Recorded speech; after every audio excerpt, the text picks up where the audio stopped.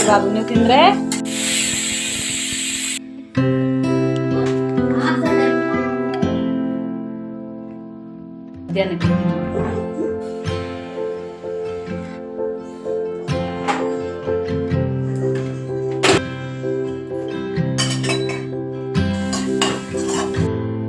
Hi all, ಎಲ್ಲರೂ ಹೇಗಿದ್ದೀರಾ? ನಾನು ಚೆನ್ನಾಗಿದ್ದೀನಿ, ನೀವು ಚೆನ್ನಾಗಿದ್ದೀರಾ ಅಂತ ಭಾವಿಸ್ತಾ ಬನ್ನಿ ವಿಡಿಯೋ ಸ್ಟಾರ್ಟ್ ಮಾಡೋಣ. ಇವತ್ತು ನಾನು ನಿಮ್ಮ ಜೊತೆ ನನ್ನ ಡೇ ಹೇಗಿರುತ್ತೆ ಮತ್ತು ಬಾತ್ರೂಮ್ ಟಿಪ್ಸ್, ಕಿಚನ್ ಟಿಪ್ ನನಗೆ ಗೊತ್ತಿರೋ ಹಾಗೆ ನಾನು ಶೇರ್ ಮಾಡ್ಕೋತೀನಿ. ರೀಸೆಂಟಾಗಿ ಶಾರ್ಟ್ ಸರ್ಕ್ಯೂಟ್ ಆಗಿ ಮಿಷಿನ್ ಮದರ್ ಬೋರ್ಡ್ ಹೋಗಿತ್ತು. ಸೊ ಅದನ್ನ ರಿಪೇರ್ಗೆ ಕೊಟ್ಟಿದ್ದೆ, ಅದಕ್ಕಾಗಿ ಕೈಯಲ್ಲೇ ವಾಶ್ ಮಾಡ್ಕೋತಿದ್ದೀನಿ. ಸಿಚುವೇಶನ್ ಹೇಗೆ ಇರಲಿ ಅದಕ್ಕೆ ನಾವು ಅಡ್ಜಸ್ಟ್ ಆಗಬೇಕು. ಮಿಷಿನ್ ಎಲ್ಲ ಟೆಂಪ್ರವರಿ, ಅದಕ್ಕೆ ಏನಿಲ್ಲ ಅಂದರೂ ನಮ್ಮ ಕೈಯಲ್ಲಿ ಆಗುತ್ತೆ ಅನ್ನೋ ನಂಬಿಕೆ ಇದ್ದರೆ ಯಾವುದು ಹಾಳಾದರೂ ನಮಗದು ಮ್ಯಾಟರ್ ಆಗೋಲ್ಲ. ಸ್ವಲ್ಪ ಟೈಮ್ ಹೆಚ್ಚು ಕಮ್ಮಿ ಆಗುತ್ತೆ ಅಷ್ಟೇ. ಇನ್ನು ಸಿಂಪಲ್ಲಾಗಿ ಮಾರ್ನಿಂಗ್ ಪುಳಿಯೋಗರೆ ಮಾಡಿಕೊಂಡೆ. ಹಾಗೆ ಮಂಗಳೂರು ಸೌತೆಕಾಯಿ ಇತ್ತು, ಮಂಗಳೂರು ಸೌತೆಕಾಯಿ ಸಾಂಬಾರನ್ನ ಮಾಡ್ಕೊಳ್ಳೋಣ ಅಂತ ಹೇಳಿ ಎಲ್ಲನೂ ರೆಡಿ ಮಾಡ್ಕೋತಿದ್ದೆ. ಮಂಗಳೂರು ಸೌತೆಕಾಯಿ ಸಾರು ಮಾಡ್ಕೊಳ್ಳೋಕ್ಕೆ ಮೊದಲು ಒಂದು ಕುಕ್ಕರ್ಗೆ ತೊಗರಿಬೇಳೆ ಹಾಕಿ 2-3 ವಿಸಿಲ್ ಹೊಡೆಸ್ಕೊಂಡ್ರೆ ಸಾಕು, ಚೆನ್ನಾಗಿ ನುಣ್ಣಕ್ಕೆ ಬೆಂದೋಗಿರುತ್ತೆ. ಆ್ಯಕ್ಚುಲಿ ಸ್ವಲ್ಪ ಬೆಂದಿದ್ರೇ ಸಾಂಬಾರಿಗೆ ಚೆಂದ.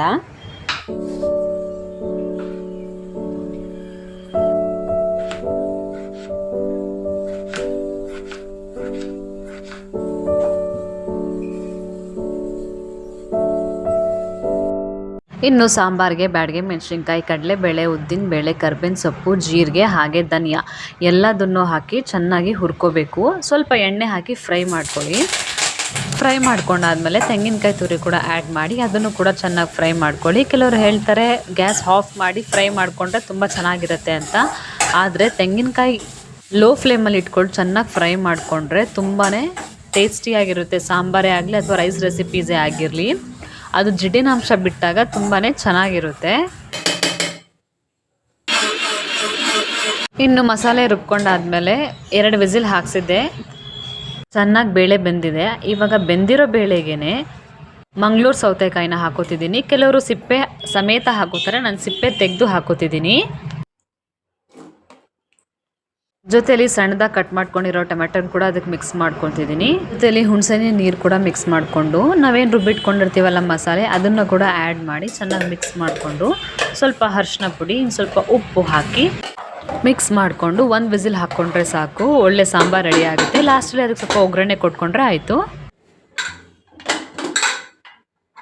ಡೈರೆಕ್ಟಾಗಿ ಕುಕ್ಕರಲ್ಲಿ ಒಗ್ಗರಣೆ ಹಾಕ್ಕೊಂಡ್ರೆ ನನಗಿಷ್ಟ ಆಗಲ್ಲ. ಅದನ್ನು ತಪ್ಪಲೆಗೆ ಬಗ್ಗಿಸ್ಕೊಂಡು ಅದಕ್ಕೆ ಒಗ್ಗರಣೆ ಹಾಕ್ಕೊಂಡು ಒಂದು 5-10 ನಿಮಿಷದ ಕಾಲ ಕುದಿಸ್ಕೊಂಡ್ರೆ ಆ ಟೇಸ್ಟೇ ಡಿಫ್ರೆಂಟ್ ಆಗುತ್ತೆ. ನಾನು ಒಗ್ಗರಣೆಗೆ ಎಣ್ಣೆ, ಸಾಸಿವೆ, ಕರ್ಬೇವಿನ ಸೊಪ್ಪು, ಬ್ಯಾಡಗೆ ಮೆಣಸಿನ್ಕಾಯಿ, ಸ್ವಲ್ಪ ಹಿಂಗು, ಒಂದು ಸ್ವಲ್ಪ ಬೆಲ್ಲ ಹಾಕಿ ಒಂದು 5-10 ನಿಮಿಷ ಕುದಿಸ್ಕೊಂಡೆ. ಸೊ ಸಾಂಬಾರು ರೆಡಿ ಆಯಿತು.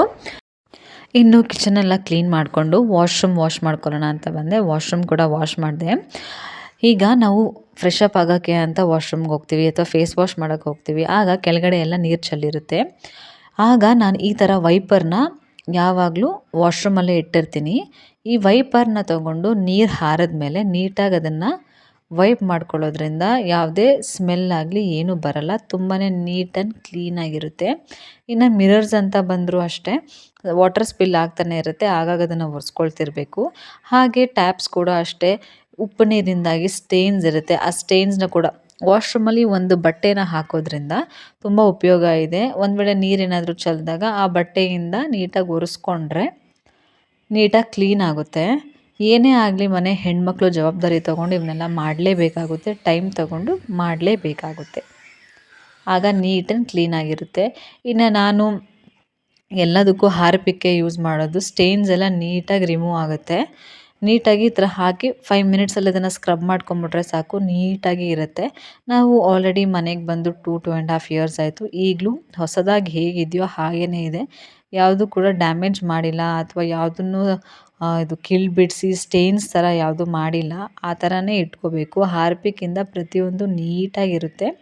ಕೆಲವರು ಹೇಳ್ತಾರೆ ಸೋಡಾ, ನಿಂಬೆಹಣ್ಣು ಇದರಲ್ಲೆಲ್ಲ ಹಾಕಿದ್ರೆ ಹೋಗುತ್ತೆ, ನ್ಯಾಚುರಲಾಗಿ ಮಾಡ್ಕೋಬೋದು ಈ ಥರ ಲಿಕ್ವಿಡ್ಸ್ ಎಲ್ಲ ಅಂತ.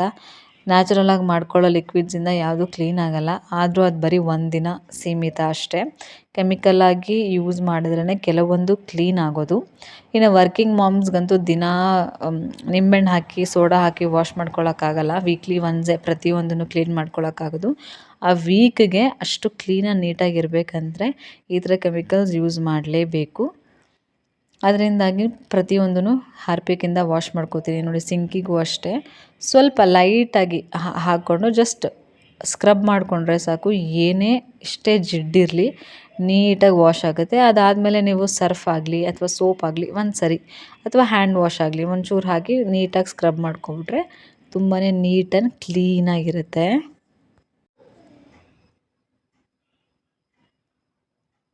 ಅದರ ಹಾಗೇನೆ ನಾನು ಈ ಬ್ರಷ್ ಯೂಸ್ ಮಾಡೋಕ್ಕೆ ಈ ಕವರ್ ಯೂಸ್ ಮಾಡ್ತೀನಿ. ಪ್ಲಾಸ್ಟಿಕ್ ಕವರ್ ತುಂಬಾ ಇದು ಚೆನ್ನಾಗಿದೆ. ನೋಡಿ ಬ್ರಷ್ ಅದಕ್ಕೆ ಹಾಕ್ಕೊಂಡು ಜಸ್ಟ್ ಅದನ್ನು ಲಾಕ್ ಮಾಡಿದರೆ ಆಯಿತು. ಕೆಳಗೆ ಬಿದ್ದರೂ ಓಪನ್ ಆಗಲ್ಲ. ನಾವು ಹೇಗೆ ಬೇಕೋ ಅದನ್ನು ಯೂಸ್ ಮಾಡ್ಕೋಬೋದು. ಒಂದರಲ್ಲಿ 2 ಬ್ರಷಸ್ ಇಟ್ಕೋಬೋದು. ಹಾಗೆ ಇದು ಡ್ರೈನ್ ಪೌಡರ್ನ 2 ವೀಕ್ಸಿಗೆ ಒಂದು ಸರಿ ಬ್ಲಾಕ್ ಆಗದೇ ಇರಲಿ ಡ್ರೈನ್ಗೆ ಹಾಕ್ಕೊಳ್ಳೋದ್ರಿಂದ ಯಾವುದೇ ಸ್ಮೆಲ್ ಆಗಲಿ ಕಾಕ್ರೋಚಸ್ ಆಗಲಿ ಏನೂ ಬರಲ್ಲ. ತುಂಬ ನೀಟ್ ಆ್ಯಂಡ್ ಕ್ಲೀನಾಗಿರುತ್ತೆ ಡ್ರೈನ್ಸ್ ಎಲ್ಲ.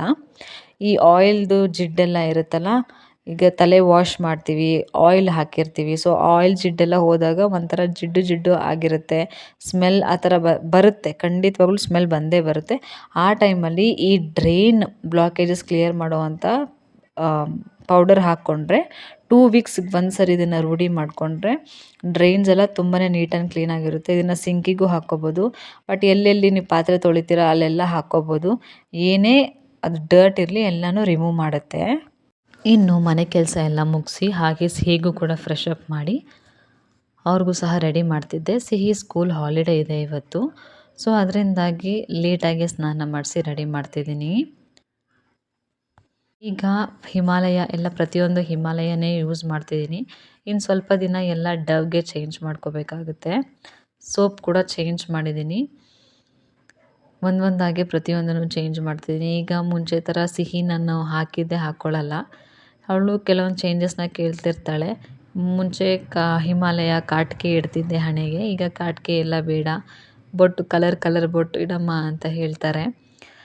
ಕೆಲವೊಂದನ್ನು ಅವ್ರಿಗೋಸ್ಕರ ನಾವು ಬದಲಾಯಿಸ್ಕೋಬೇಕಾಗುತ್ತೆ. ಹಾಗೆ ಸಿಹಿಗೂ ಕೂಡ ರೆಡಿ ಮಾಡಿ ನಾನು ಆಫೀಸ್ಗೆ ಹೋಗೋ ಟೈಮ್ ಆಯಿತು. ಇನ್ನು ಹಾಫ್ ಆನ್ ಅವರಲ್ಲಿ ನಾನು ರೆಡಿಯಾಗಿ ಆಫೀಸ್ಗೆ ಹೊರಡಬೇಕು. ಇನ್ನು ನಾನು ಆಫೀಸಿಗೆ ರೆಡಿ ಆದೆ. ಓಕೆ, ನಾನು ಇದನ್ನು ನೆಕ್ಸ್ಟ್ ಡೇ ವ್ಲಾಗ್ನ ಕಂಟಿನ್ಯೂ ಮಾಡ್ತಿದ್ದೀನಿ.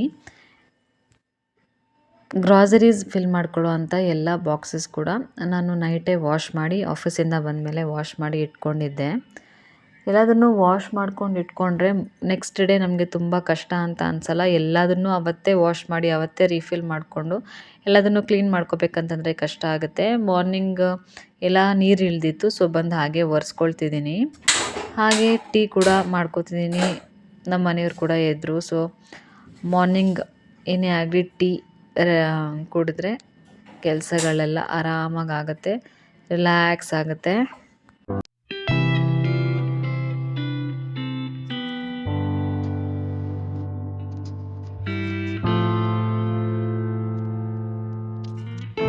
ಇನ್ನು ಬ್ರೇಕ್ಫಾಸ್ಟ್ಗೆ ಇವತ್ತು ಕ್ಯಾರೆಟ್ ರೈಸ್ ಪ್ರಿಪೇರ್ ಮಾಡ್ಕೋತಿದ್ದೀನಿ.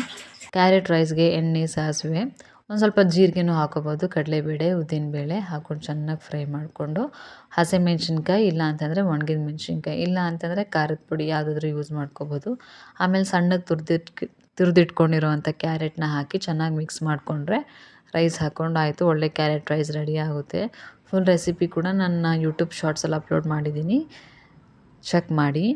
ಹಾಗೆ ರಾತ್ರಿ ಮೊಳಕೆ ಕಟ್ಟಿ ಇಟ್ಕೊಂಡಿದ್ದೆ. ಮೊಳಕೆ ಕಾಳು ಸಾರು ಮಾಡೋಣ ಅಂತ ಹೇಳಿ, ಹುರುಳಿಕಾಳು ಮೊಳಕೆ ಕಾಳು ಮಾಡ್ಕೊಳ್ಳೋಣ ಅಂತ ಹೇಳಿ ನೀರಲ್ಲಿ ನೆನೆ ಹಾಕಿಟ್ಟಿದ್ದೆ. ಅದನ್ನು ಬೆಳಗ್ಗೆ ಶೋಧಿಸ್ಕೊಂಡು ಈಗ ಬಾಕ್ಸಲ್ಲಿ ಹಾಕಿ ಅದನ್ನು ಮೊಳಕೆ ಬರೋಕ್ಕೆ ಬಿಟ್ಟರೆ ಒಂದು 2 ಡೇಸ್ ಆದಮೇಲೆ ಚೆನ್ನಾಗಿ ಮೊಳಕೆ ಬಂದಿರುತ್ತೆ. ಅದಾಗಿ ಮತ್ತು ಕಾಬೂಲ್ ಕಡಲೆ ನೆನೆಸಿಟ್ಟಿದ್ದೆ. ಮಧ್ಯಾಹ್ನಕ್ಕೆ ಪೂರಿ ಮತ್ತು ಕಾಬೂಲ್ ಕಡಲೆ ಮಸಾಲೆ ಮಾಡ್ಕೊಳ್ಳೋಣ ಅಂತ ಹೇಳಿ ಅದಕ್ಕೆ ಮಸಾಲೆಗೆ ರೆಡಿ ಮಾಡ್ಕೋತಿದ್ದೀನಿ. ನಾನು ರೆಡಿಮೇಡ್ ಪೌಡರ್ ಯಾವುದೂ ಯೂಸ್ ಮಾಡಲ್ಲ. ಮಾಮೂಲಿ ಮನೆಯಲ್ಲೇ ಮಸಾಲೆ ರೆಡಿ ಮಾಡಿಕೊಂಡು ಅದನ್ನೇ ಗ್ರೈಂಡ್ ಮಾಡಿಕೊಂಡು ಕಾಬೂಲ್ ಕಡಲೆ ಮಸಾಲೆ ಮಾಡ್ಕೊಳ್ಳೋಣ ಅಂಥೇಳಿ ಪ್ರತಿಯೊಂದನ್ನು ರೆಡಿ ಮಾಡ್ತಿದ್ದೀನಿ. ನಾನು ಮಟನ್ ಮಸಾಲಾಗೆ ಹೇಗೆ ಇಡ್ತೀನೋ ಅದೇ ರೀತಿಯಲ್ಲಿ ಸೇಮ್ ಟು ಸೇಮ್ ಇದಕ್ಕೂ ಮಾಡ್ಕೋತಿದ್ದೀನಿ. ಬಟ್ ಇದಕ್ಕೆ ಗಸಗಸೆ ಒಂದು ಹಾಕ್ಕೊಳ್ಳಲ್ಲ. ಮಿಕ್ಕಿದ ಮಟನ್ಗೆ ಏನೇನು ಸಾಂಬಾರಿಗೆ ಏನೇನು ಹಾಕ್ತೀನಿ ಅದನ್ನೇ ಇದಕ್ಕೂ ಹಾಕಿ ಮಾಡ್ಕೋತಿದ್ದೀನಿ. ರಾತ್ರಿ ನೆನೆಸಿಟ್ಟಿದ್ದೆ ಕಾಬೂಲ್ ಕಡಲೆ ತುಂಬ ಚೆನ್ನಾಗಿ ನೆಂದಿತ್ತು. ಕುಕ್ಕರಲ್ಲಿ ಹಾಕಿ ಜಸ್ಟ್ ಒಂದು ವಿಸಿಲ್ ಹೊಡ್ಕೊಂಡ್ರೆ ಸಾಕು, ಚೆನ್ನಾಗಿ ಬೆಂದಿರುತ್ತೆ. ಈಗ ನಾನು ಡೈರೆಕ್ಟಾಗಿ ಕುಕ್ಕರಲ್ಲಿ ಒಗ್ಗರಣೆ ಹಾಕ್ಕೊಂಡು ಈರುಳ್ಳಿ, ಕರಿಬೇವಿನ ಸೊಪ್ಪು, ಸಾಸಿವೆ ಎಲ್ಲದನ್ನು ಎಣ್ಣೆಲಿ ಫ್ರೈ ಮಾಡಿಕೊಂಡು ಇನ್ನು ನೆನೆಸಿಟ್ಕೊಂಡಿರೋ ಕಾಬೂಲ್ ಕಡಲೆ ಅದ್ರ ಜೊತೆ ಆಲೂಗಡ್ಡೆ ಹಾಕ್ಕೊಂಡು ಚೆನ್ನಾಗಿ ಫ್ರೈ ಮಾಡ್ಕೊಂಡು ಇನ್ನು ನಾವೇನು ರುಬ್ಬಿಟ್ಕೊಂಡಿರ್ತೀವಿ ಮಸಾಲೆ ಅದನ್ನು ಕೂಡ ಹಾಕಿ ಮಿಕ್ಸ್ ಮಾಡಿಕೊಂಡ್ರೆ ಆಯಿತು. ಇದಕ್ಕೆ ಸ್ವಲ್ಪ ಗಟ್ಟಿಯಾಗಿ ಇರಬೇಕು, ಜಾಸ್ತಿ ನೀರು ಹಾಕ್ಬಿಟ್ರೆ ಸಾಂಬಾರು ಆಗಿಬಿಡುತ್ತೆ. ಸ್ವಲ್ಪ ಮಸಾಲೆ ಥರ ಇದ್ದರೆ ಪೂರಿಗೆ ತುಂಬ ಚೆನ್ನಾಗಿರುತ್ತೆ. ಈ ಹದಕ್ಕೆ ನೀರು ಹಾಕ್ಕೊಂಡ್ರೆ ಸಾಕು. ಇನ್ನು ಸ್ವಲ್ಪ ಕುದಿಸಿದ್ರೆ ಸ್ವಲ್ಪ ಗಟ್ಟಿಯಾಗಿ ಚೆನ್ನಾಗಿರುತ್ತೆ. ಒಂದು ವಿಸಿಲ್ ನಾನು ಹಾಕ್ಸ್ಕೊಂಡೆ. ಇನ್ನು ಬೆಳಗ್ಗೆ ಕ್ಯಾರೆಟ್ ರೈಸ್ ಆಯಿತು, ಮಧ್ಯಾಹ್ನ ಪೂರಿ ಮತ್ತು ಕಾಬೂಲ್ ಕಡಲೆ ಸಾರಾಯಿತು. ಇನ್ನು ರಾತ್ರಿಗೆ ಸ್ವಲ್ಪ ಪ್ರೋಟೀನ್ ರಿಚ್ ಫುಡ್ ಏನಾದರೂ ಮಾಡ್ಕೊಳ್ಳೋಣ ಅಂಥೇಳಿ ದೋಸೆಗೆ ನೆನೆಯಕ್ಕೆ ಹಾಕ್ತಿದ್ದೀನಿ. ಪ್ರೋಟೀನ್ ದೋಸೆ ಎಲ್ಲ ತರಹ ಬೇಳೆ ಒಂಚೂರು ಅಕ್ಕಿ ಹಾಕಿ ನೆನೆಸಿಟ್ಕೋತಿದ್ದೀನಿ ರಾತ್ರಿಗೆ. ಹಂಗೆ ಚಲ್ತೀಯಾ? ಚಲ್ಬಾರ್ದು ಕಂದ. ವೇಸ್ಟ್ ಮಾಡ್ತೀಯಾ? ಯಾಕೆ ವೇಸ್ಟ್ ಮಾಡೋದು? ಹಾಂ, ವೇಸ್ಟ್ ಮಾಡ್ತೀಯಾ? ಮುಟ್ಬೇಡ ಕಂದ, ಬಿಸಿ ಮುಟ್ಟಬಾರದು. ಬಿಸಿ ಮುಟ್ಟಿದ್ರೆ ಬ್ಯಾಡ್ ಹ್ಯಾಬಿಟ್, ಕೈ ಸುಡುತ್ತೆ. ವೇಸ್ಟ್ ಮಾಡಿದ್ರು ಬ್ಯಾಡ್ ಹ್ಯಾಬಿಟ್ಟೆ, ಬಿದ್ದರೂ ಬ್ಯಾಡ್ ಹ್ಯಾಬಿಟ್ಟೆ. ಅಲ್ಲೂ ಬೀಳಬಾರ್ದು. ಹಾಂ, ಅಲ್ಲೂ ವಾಶ್ ಮಾಡೋಣ. ವಾಶ್ ಮಾಡಬೇಕು. ಕೊಡ್ತೀನಿ, ಬೇರೆ ಕೊಡ್ತೀನಿ. ಇನ್ನೊಂದು ಕೊಡ್ಲಾ?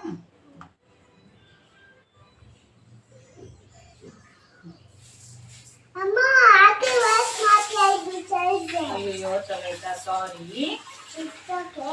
ಅಪ್ಪ ಬೈಯುತ್ತಾ? ಅಪ್ಪ ಬಂದು ನೀನೇ ಬೈತಿಯಲ್ಲ. ಅದೇ ಅಪ್ಪ ಬಂದು ನೀನೇ ಬೈತಿಯಲ್ಲ. ಅದಕ್ಕೆ ಅಪ್ಪ ಬೈತಲ್ಲ, ಅದಕ್ಕೆ ಚೆಲ್ಲು. ಅಪ್ಪ ಬೈತಲ್ಲ, ಅಪ್ಪ ಹೊಡಿತೀನಿ ಈಗ. ಹೌದಾ? ಅಪ್ಪ ಹೊಡಿಯುತ್ತಾ? ಚೆಲ್ಲಿದ್ರೆ ಹೊಡಿಯುತ್ತಾ? ಇನ್ನು ಸಾಂಬಾರು ಕೂಡ ರೆಡಿ ಆಯಿತು ನೋಡಿ. ಈ ಗಟ್ಟಿ ಹದಕ್ಕೆ ಬಂದಿದೆ. ಒಂದು 5 ನಿಮಿಷ ಕುದಿಸ್ಕೊಂಡ್ಮೇಲೆ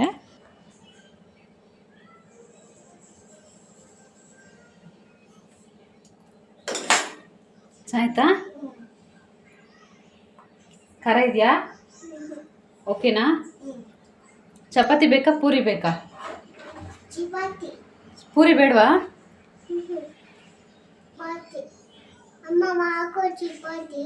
ಮಾಡ್ತೀವಿ ಮಧ್ಯಾಹ್ನಕ್ಕೆ ತಿನ್ನೋದು. ಅಮ್ಮ ಮಾಡ್ಕೊಡು ಚಪಾತಿ. ಹ್ಯಾಂಡ್ ವಾಶ್ ಮಾಡ್ಕೊ, ಹ್ಯಾಂಡ್ ವಾಶ್. ಚಪಾತಿ ಮಾಡ್ತೀನಿ. ಇನ್ನು ಬೆಳಗ್ಗೆ ಕಲಸಿದ್ದೆ ಹಿಟ್ಟನ್ನ ತುಂಬಾ ಚೆನ್ನಾಗಿ ಪೂರಿ ಉಬ್ಬಿ ಬಂದಿತ್ತು.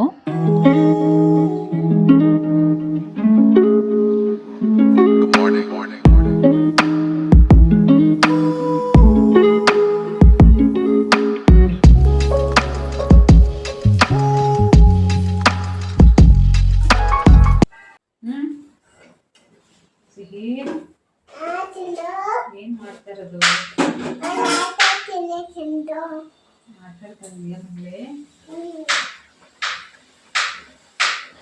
ಇನ್ನು ನಮ್ಮ ಯಜಮಾನರು ತುಳಸಿ ಗಿಡನೆಲ್ಲ ರೆಡಿ ಮಾಡ್ತಿದ್ರು. ತುಂಬ ಚೆನ್ನಾಗಿ ಬಂದಿರೋವಂಥ ತುಳಸಿ ಇದ್ದಕ್ಕಿದ್ದಂಗೆ ಬೆಳಗ್ಗೆ ಅಷ್ಟರಲ್ಲಿ ತುಂಬ ಪೂರ್ತಿಯಾಗಿ ಎಲೆಗಳೆಲ್ಲ ಉದ್ರೋಗಿ ಒಣಗೆ ಹೋಗ್ಬಿಟ್ಟಿತ್ತು. ಕೆಲವರು ಹೇಳ್ತಾರೆ ನಮ್ಮ ಮೇಲೆ ಬರುವಂಥ ದೃಷ್ಟಿನ ಫಸ್ಟು ತುಳಸಿ ಮಾತೆ ತಗೋತಾರೆ ಅಂತ ಹೇಳಿ, ಹಾಗೆ ಅದನ್ನು ಸರಿ ಮಾಡ್ತಿದ್ದಾರೆ. ಈಗ ಒಣಗೋಗಿದೆ ಅಂತ ಹೇಳಿ ಹಾಗೆ ಬಿಡೋಕ್ಕಂತೂ ಸಾಧ್ಯ ಇಲ್ಲ. ಅದಕ್ಕೆ ಅದ್ರ ಜೊತೆ ಪ್ಲ್ಯಾನ್ಸ್ನ ಬೇರೆ ತುಳಸಿನ ತಂದು ಹಾಕಿ ಅದನ್ನು ಜೊತೆಲಿ ನೆಡ್ತಿದ್ದಾರೆ.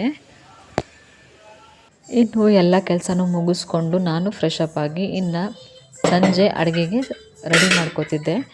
ಆಗಲೇ ಸಂಜೆ 7-7:30 ಆಗಿಬಿಟ್ಟಿತ್ತು ನಾನು ಕಿಚನಿಗೆ ಬರೋಷ್ಟರಲ್ಲಿ. ಇನ್ನು ಪ್ರೋಟೀನ್ ದೋಸೆಗೆ ನೆನೆಸಿದ್ನಲ್ಲ, ಕೆಲವರು ಅದಕ್ಕೆ ಶುಂಠಿ, ಕರಿಬೇವಿನ ಸೊಪ್ಪು, ಹಸಿಮೆಣಸಿನ್ಕಾಯಿ ಎಲ್ಲ ಹಾಕೋತಾರೆ.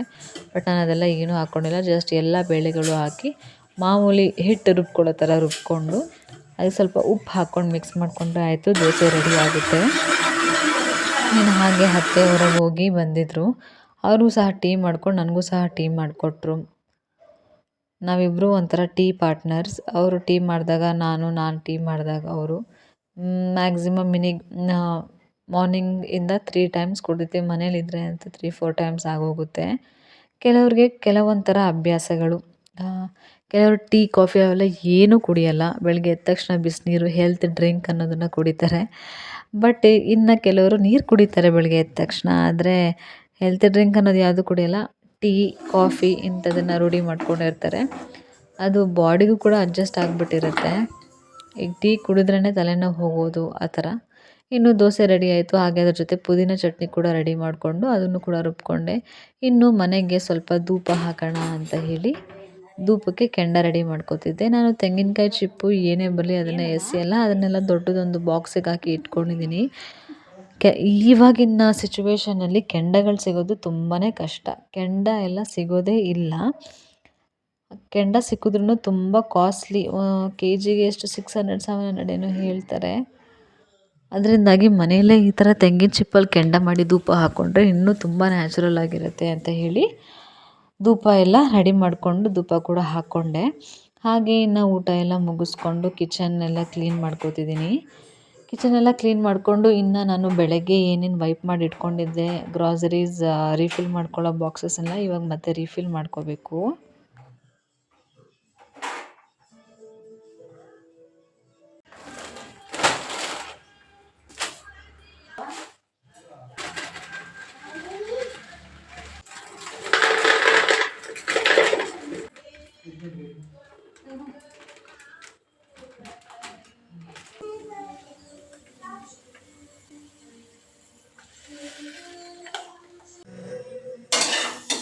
ಇನ್ನು ಡಿಮಾರ್ಟಿಂದ ಪ್ರತಿಯೊಂದು ಐಟಮ್ಸು ತರ್ತೀನಿ. ಹಾಗೆ 1 kg ಧನಿಯಾ ತೊಗೊಬಂದಿದ್ದೆ.